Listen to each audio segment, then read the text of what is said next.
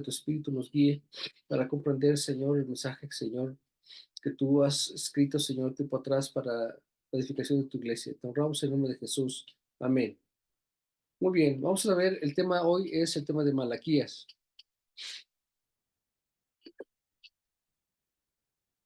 Malaquías es el último de los profetas menores con el cual se cierra el canon del Antiguo Testamento.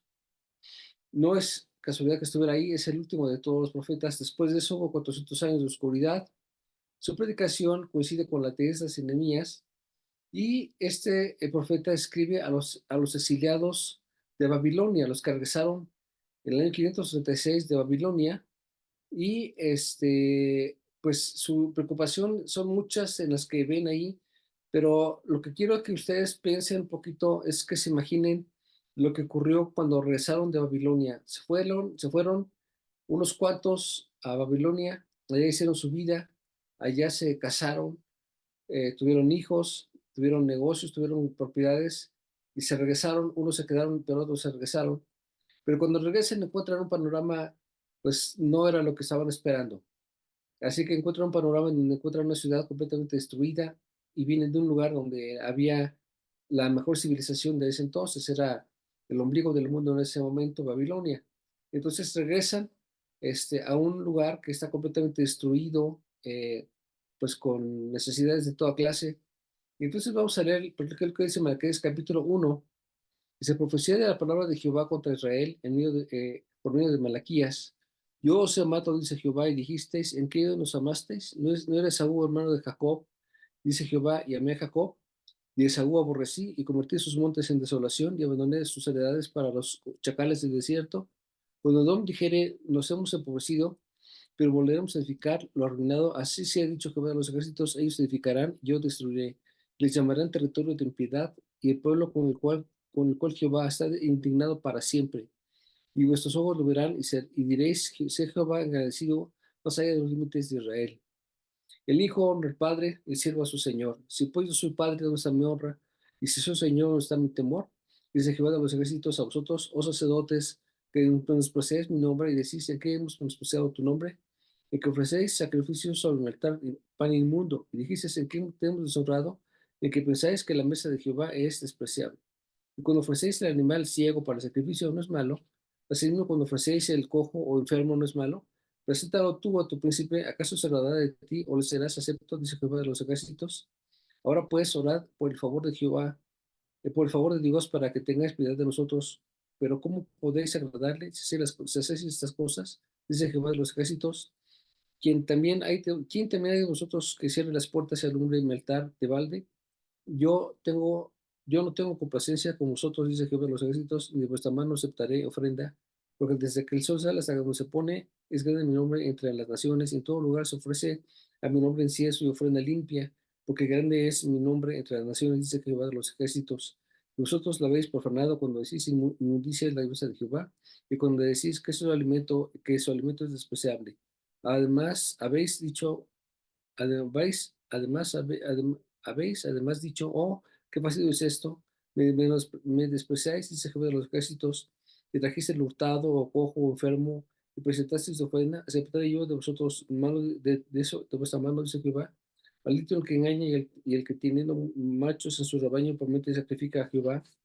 Lo dañado, porque yo soy el gran rey, Jehová de los ejércitos, y mi nombre es temible entre las naciones. Bueno, ¿qué estamos leyendo? Pues es un reclamo que tiene Dios a través de Malaquías contra la gente que lleva sus ofrendas al templo. Y les habla muy duro.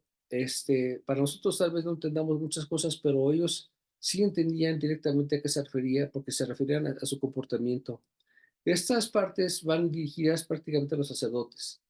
Les habla muy fuerte a los sacerdotes porque ellos, en su desesperación, hicieron cosas indebidas.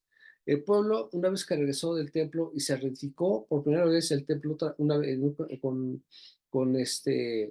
Zorobabel, y se reedificó con Esdras y con Nehemías, parecería que las cosas iban poco a poco avanzando, pero la gente empezó a tener un problema.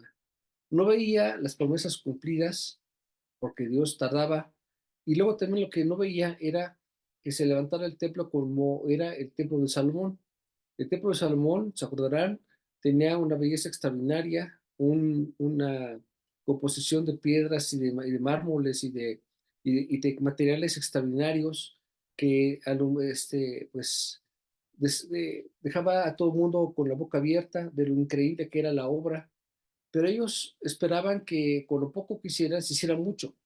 A veces la gente ya se ve poco y piensa que con eso poco ya es mucho. Entonces, veían que el templo, pues no era igual que el de Salomón y empezaron a desalentarse. Y entonces la gente dejó de ir poco a poco al templo y de llevar sus ofrendas y de llevar sus diezmos y de llevar sus sacrificios. Y entonces el sacerdote, en su desesperación, pues empezaba a recibir de parte de la gente lo que le llevaba.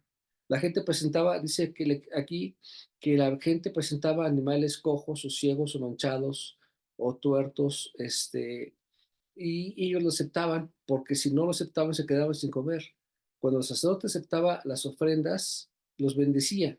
Entonces ellos decían, si ya el sacerdote me los aprobó, me los recibió, entonces eh, por lo tanto, ¿qué es eso qué es? ¿Esos dedos quién son?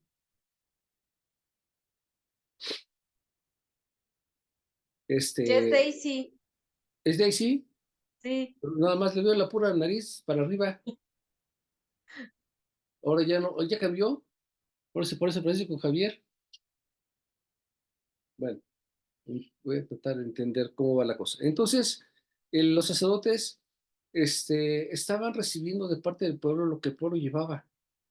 Y Dios les reclama, ¿por qué estás recibiendo esas cosas? ¿Qué no te estás dando cuenta que estás bendiciendo a un pueblo que no tiene que ser bendecido? Tendrás que recriminarles por llevar esas cosas tan sucias al templo. Y ellos decían, lo que pasa es que, pues, si no lo recibimos, nos quedamos sin comer. El pueblo, los sacerdotes, al ver que la gente poco a poco se iba, ellos empezaron también a irse del templo a buscar trabajos seculares, pues para poder llevar alimento a su familia.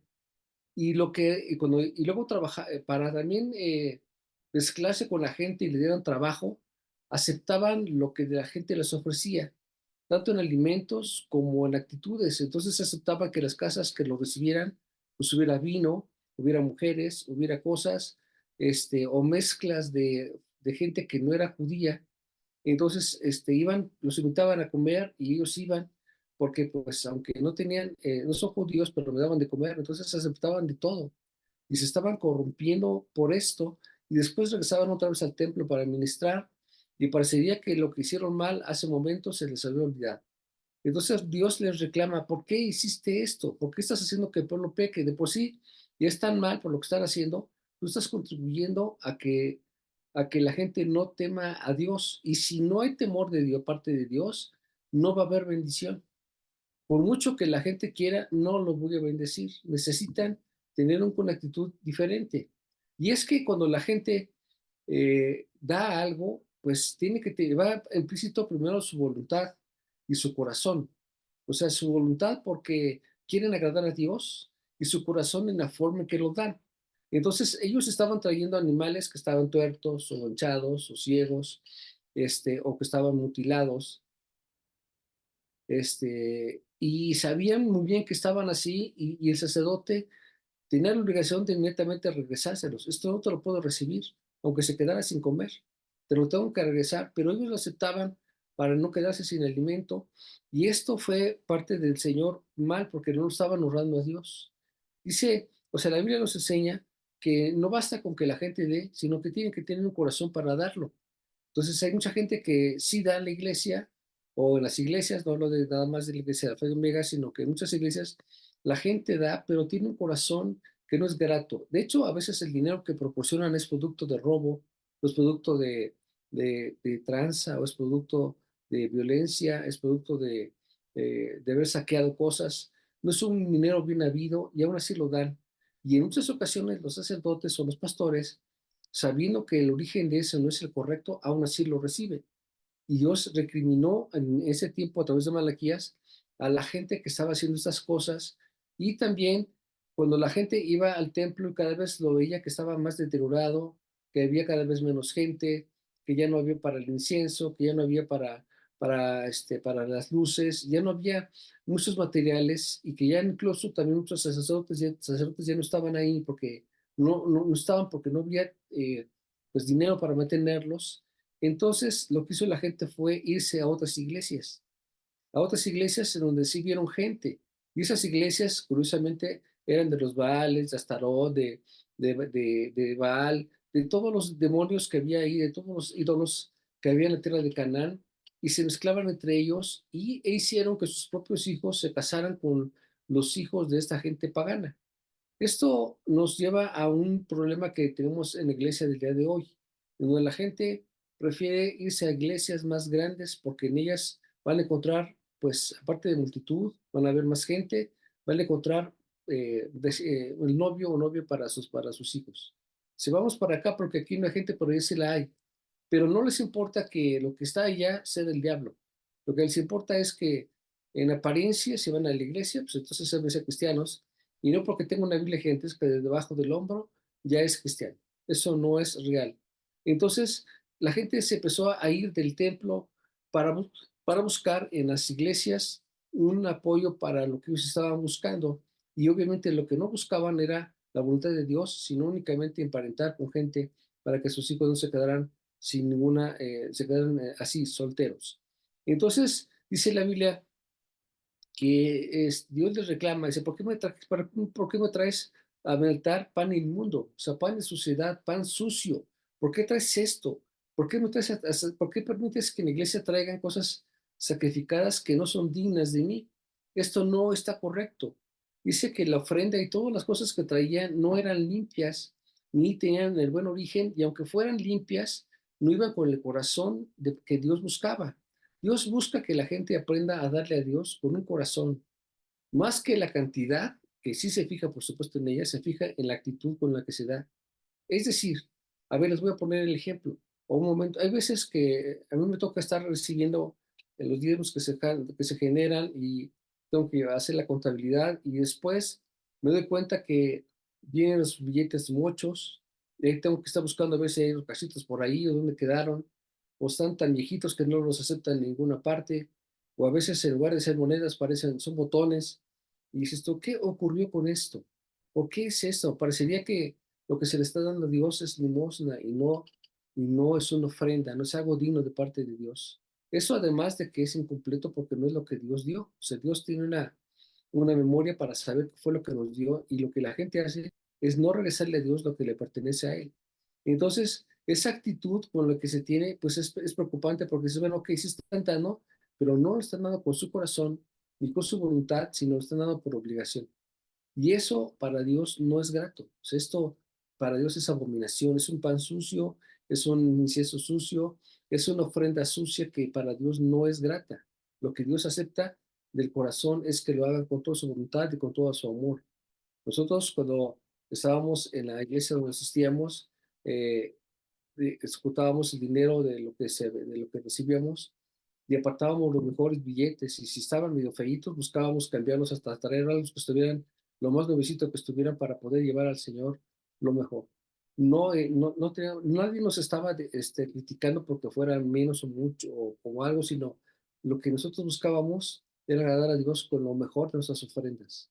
Eso es lo que Dios habla que tiene que manejarse. El problema que tenía la gente en la iglesia es que eran hipócritas, porque presentaban animales sucios o mal, pero y le dice el Señor, dice, a ver si tú se los llevas a tu príncipe o a tu rey y dime si te lo van a aceptar. ¿Cómo sería que tú le presentaras a tu rey una ofrenda y le traes un animal que está así, mutilado, la mitad del cuerpo porque se fue mordido por el animal, por algún depredador? Dice, ¿eso es grato para tu príncipe o para tu rey? ¿Eso es algo que le agradaría? Esto no te lo van a recibir. Dice, entonces, si él no te lo recibe, ¿por qué esperas que Dios te lo tiene que recibir? Y el sacerdote le dice, tú no debiste haberlo recibido porque estás contribuyendo a que la gente haga cosas. Miren, la parte del sacerdocio es la parte intermediaria entre Dios y el hombre. Eso lo hemos sabido. Dios habla a través del pastor y el pastor habla a través, le habla a la gente y luego la gente, Dios le habla a Dios de parte de la gente Es el intermediario entre un puente, entre uno y otro. Pero la actitud que debe tener el pastor o el sacerdote tiene que ser de integridad, porque tiene que reflejar el corazón de Dios en todo momento. Y si la gente no lo valora, entonces lo corrompe, que fue lo que sucedió aquí. Este es el último libro del Antiguo Testamento. No quiero empezar el Nuevo Testamento sin cerrar primero este capítulo que ya tengo desde hace rato en la mente para comentarles lo terrible que ocurre con el corazón de la gente cuando no considera qué es lo que viene por delante de ellos. Miren, platicaba con un judío, nunca era mi amigo, pero finalmente era un judío y yo me daba oportunidad de hacerle preguntas y yo le preguntaba acerca del diezmo. Y él decía, le digo, es que tú nunca conoces al sacerdote que lo recibe ni nada. Dice, es que no necesito verlo. Yo sé que están orando por mí y prefiero mejor yo dar mi diezmo para que una persona se dedique nada más a orar por mí y por mi negocio, que no darlo y saber que no tengo protección de parte de Dios. Prefiero mejor dar para que una persona esté dedicada por completo únicamente para que Dios se dedique a mi vida. Yo prefiero eso. Y eso es algo interesante. Es un corazón que por lo menos es pensante. Bueno, pues déjame por resolver este problema. ¿Cómo es? Pues que la gente se dedique al servicio de Dios. En nuestra actualidad vemos ante esta circunstancia de carestías y de gastos y compromisos que la gente tiene, donde se hacen congregaciones muy grandes que no pueden mantener o no son autosuficientes y entonces se empiezan a aceptar dinero sucio o de narcotráfico o de trata de blancas o de prostitución o de cosas indebidas, se dan en muchas ocasiones, por un lado porque el pastor o los líderes se metieron un compromiso que no pudieron sobrellevar.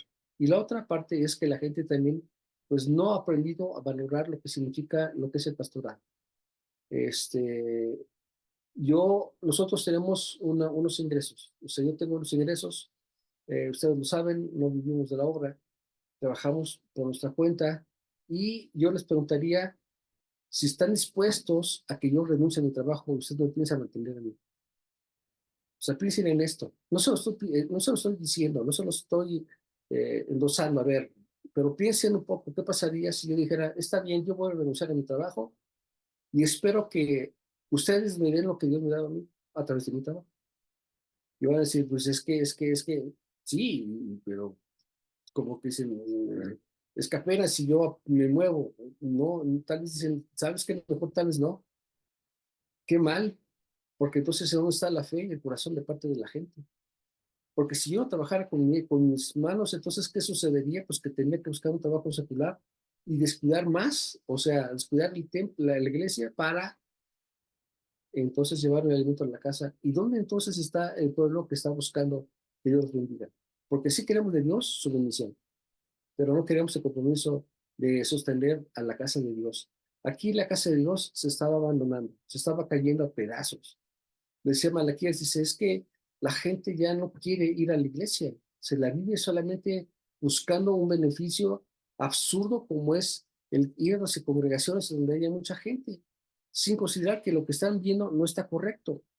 Entonces, el hecho de que los sacerdotes se vean obligados a dejar el ministerio solamente habla de la decadencia de la gente que está en la congregación.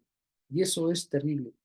La iglesia ha caído en un abandono y aunque después de esa deportación, los que vinieron venían como muy entusiasmados y empezaron a trabajar en el templo, nunca lograron ni tantito lo que era el templo de Salomón. Pero hubo un hombre que sí lo logró, que fue David, el que hizo que esto fuera de brillantez antes de que se dedicara. Es impresionante cómo por eso mismo habla acerca de David, como un hombre que tenía un corazón como el corazón de Dios. ¿Por qué? Porque se esforzó durante su vida en edificarle a Dios una casa digna y entonces la gente lo vio. ¿Qué es esto? Pues es un hombre que teme a Dios y Dios fue exaltado, fue glorificado y fue reconocido por todas partes y Dios habló con el pueblo y les trajo bendición, pero cuando después de que él murió y su hijo también no hizo lo correcto, se acabó todo esto y el pueblo anhelaba y anhela hoy que regrese ese Dios, sí, pero no ha hecho lo necesario para que se edifique ese templo. O sea, sí quieren que regrese Dios, pero ya construyeron el templo, ya lo levantaron, hicieron todo, porque el hecho de cambiar de seguidor es solamente a Kodesh, eso no significa mucho. Requiere mucho más que eso. Tienes que haber hecho cosas más importantes. La iglesia tiene que ser reconstruida, pero tiene que haber un corazón, una voluntad, un propósito y una cantidad de gente que se involucra en las cosas de Dios. Es increíble cómo los sacerdotes permitieron que la gente se mezclara. Permitían que las personas que eran incorrectas, injustas o mal hechas, entraran a la iglesia y dieran sus ofrendas y no les decía nada por temor a que se les fuera. Si se me va el que más da, pues entonces ¿a dónde voy a parar? Si después estaban buscando que la gente diera, bueno, toleraban a la gente que daba muy poco, pues, o que daba algo, porque eran los únicos que daban. Y esto Dios se lo reprocha, dice, no busques eso, yo soy el proveedor tuyo. Si tú dependes de mí, yo te voy a sostener, pero si tú estás dependiendo de lo que de la gente, está mal. Enseña que la gente aprenda a depender de mí para que yo les dé. No, eso no hay otra forma. La gente fabricó a los sacerdotes los convirtió en gentes que fueran mediocres, porque no los sostenieron. Tuvieron que ellos sostenerse por sus propias cuentas. Y el sacerdote pues permitía la influencia de la gente favorecida para poder quebrantando la ley con el fin de que no se les fuera para que no los dejaran sin alimento. El pueblo se queja de las circunstancias adversas, pero ellos son los principales responsables. De menudo la gente trata de evadir los sentimientos de culpa a culpar a otros. Sin embargo, esto no resuelve el problema. O sea, la gente le va mal y lo primero que hace es echarle la culpa a otro. No reconoce que fueron por su culpa. Si la gente no reconoce que ellos hicieron lo que les pasó. ¿Qué les está pasando? Muchos problemas. ¿Pero por qué? Porque la gente no tolera. Este año es un tiempo de sacudones muy fuertes. A mí me preocupa mucho porque las iglesias que vemos hoy en día, lo que antes eh, pues era de honor, hoy lo vemos como que es un lucro, ya son negocios, más que este, iglesias que estén llenas de la presencia de Dios y que vemos milagros genuinos y profetas y profecías relevantes de parte de Dios. Lo que estamos viendo solamente son shows, comediantes, imágenes, músicos, pero no están la presencia de Dios en las congregaciones.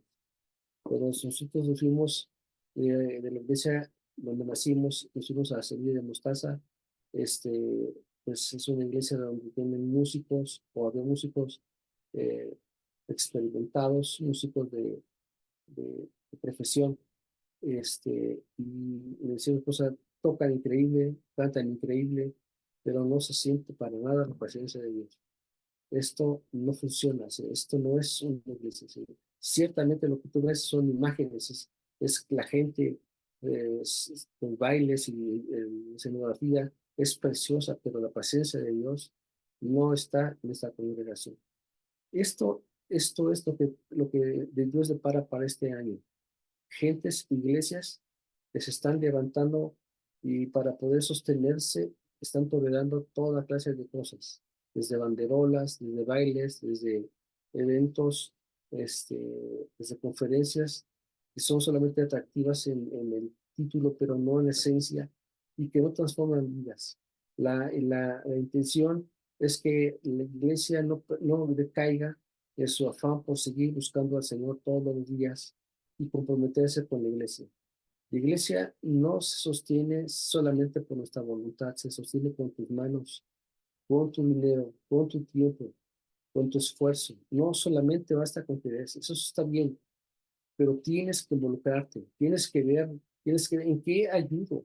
No hay nadie que, no, que en la iglesia pueda decir es que ya no soy útil, porque soy muy joven o soy muy viejo, o porque soy hombre, porque soy mujer. Todos son útiles si quieren serlo, pero todos son inútiles si lo quieren ser también. Aquí todos tenemos que aprender a mezclarnos con el Señor. Voy a ver si me alcanza a dar el tiempo de leer este cachito. Malaquías 2:14 dice, más diréis, ¿por qué? Porque Jehová te cegó entre ti la mujer de tu juventud, contra la cual has sido desleal, sino de tu compañera y la mujer de tu pacto. No él hizo el uno, vino en él abundancia de espíritu, y porque buscaba una descendencia para Dios. Guardaos pues en vuestro espíritu, no seas desleales para con la mujer de vuestra juventud. El divorcio era practicado únicamente por los hombres, nada más. ¿Por qué? Porque buscaban a una mujer más joven y habían olvidado el pacto. ¿Cuál es el pacto? El juramento que hicieron cuando se casaron. Cuando se casaron, dijeron, se juramentaron que se iban a amar en las buenas y en las malas, en la salud y en la enfermedad, en la riqueza y en la pobreza, sin importar nada.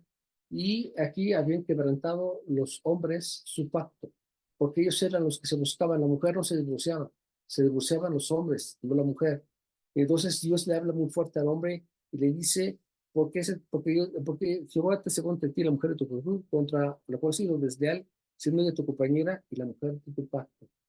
Hoy en día, yo les platiqué, que vi con mucha tristeza en las iglesias por las que he ido en Estados Unidos, en donde el 95% de las iglesias, escuchen esto, 95% de las iglesias, el pastor tuvo contacto con más de una mujer en su propia congregación.